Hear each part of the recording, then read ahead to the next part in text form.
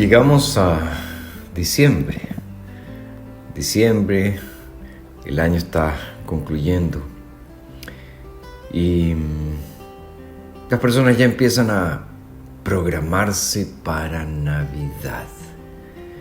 Comienzan a pensar en los regalos que quieren dar, comienzan a pensar en la cena que quieren ofrecer, en fin. Ahora, Navidad no comenzó este año. Navidad comenzó hace muchos años atrás y los evangelios nos la relatan de una manera muy especial. Es particularmente Lucas quien en su recuento de los acontecimientos nos lleva un poco más atrás en la historia. No se enfoca en primer lugar en Belén, sino que comienza hablando del anuncio de Juan. Y nos dice que los días de Herodes, rey de Judea, había un sacerdote llamado Zacarías de la clase de Abías. Su esposa era de las hijas de Aarón y se llamaba Elizabeth. Ambos eran justos delante de Dios y vivían irreprensiblemente en todos los mandamientos y las ordenanzas del Señor. No tenían hijos porque Elizabeth era estéril y ambos eran de edad avanzada.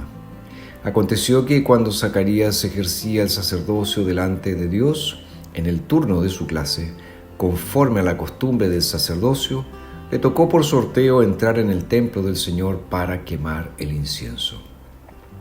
Toda la multitud del pueblo estaba afuera, orando a la hora del incienso. Entonces el ángel del Señor se le apareció puesto de pie a la derecha del altar del incienso.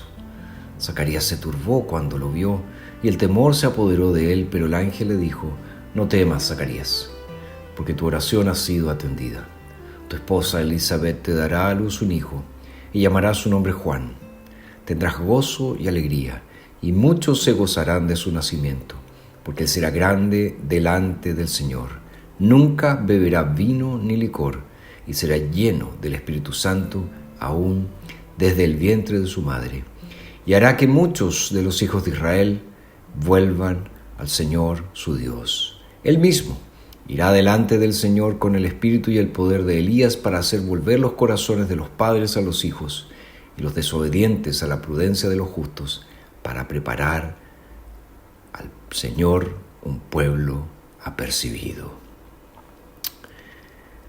Nos dice Lucas entonces que Zacarías, un sacerdote, casado con una mujer llamada Elizabeth, gozaban de una muy buena reputación, es decir, eran hombres piadosos delante de Dios. Y eran obedientes a la ley de Dios, obedientes a la palabra del Señor. Pero a pesar de eso, nos dice el texto, Elizabeth era estéril y por eso no tenían hijos.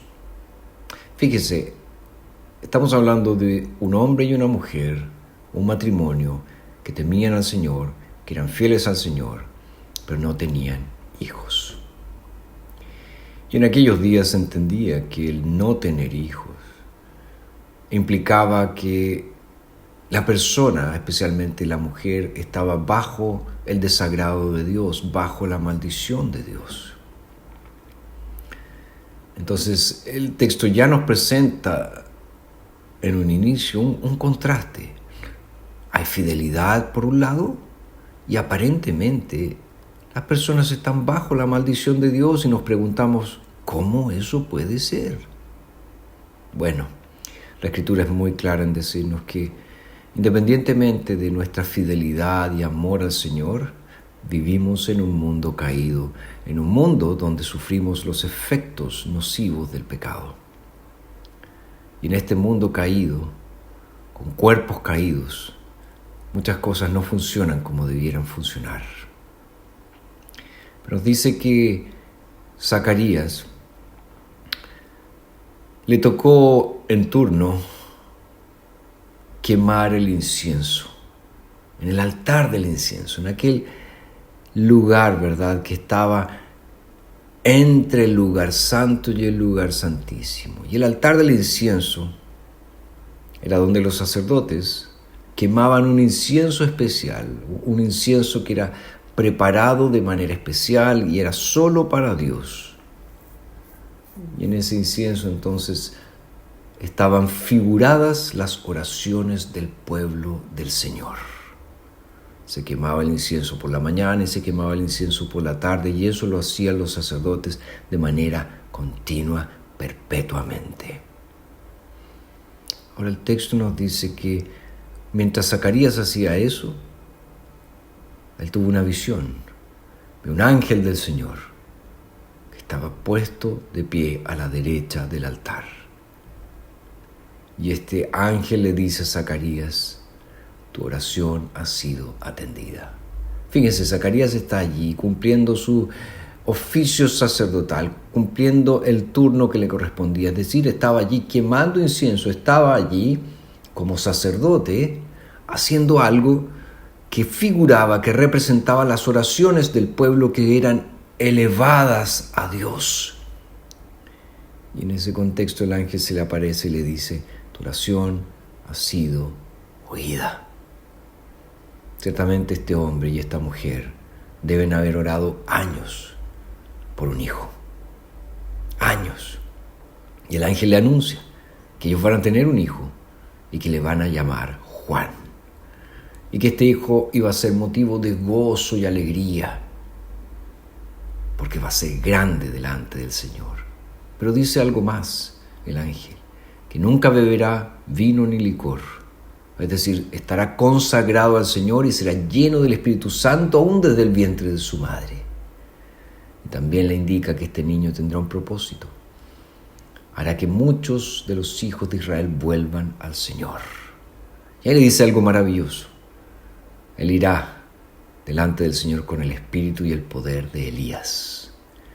Fíjense, el Antiguo Testamento había prometido que vendría uno antes del Señor, que vendría con el poder y el espíritu de Elías. Elías, uno de los grandes profetas del Antiguo Testamento, solo tal vez comparado o comparable con Moisés.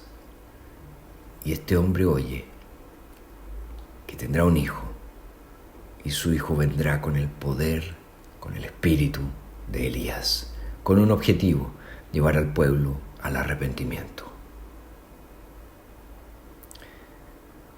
A veces oímos por ahí que se nos dice: cuidado, cuidado con lo que pides. Ciertamente Zacarías y Elizabeth deben haber estado orando muchos años para tener un hijo. Y cuando el Señor quiso en su soberana voluntad darles uno, les dijo que este hijo sería especial. Es más, en la historia vamos a ver más adelante que es aquel que preparó el camino para el Señor, preparó el camino para el Mesías, para el ungido del Señor. Pero también sabemos cómo terminó la vida de Juan.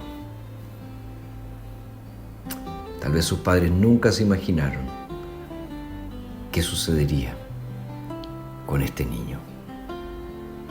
Pero hermanos, lo maravilloso de todo esto es que Juan haya nacido o haya sido anunciado su nacimiento.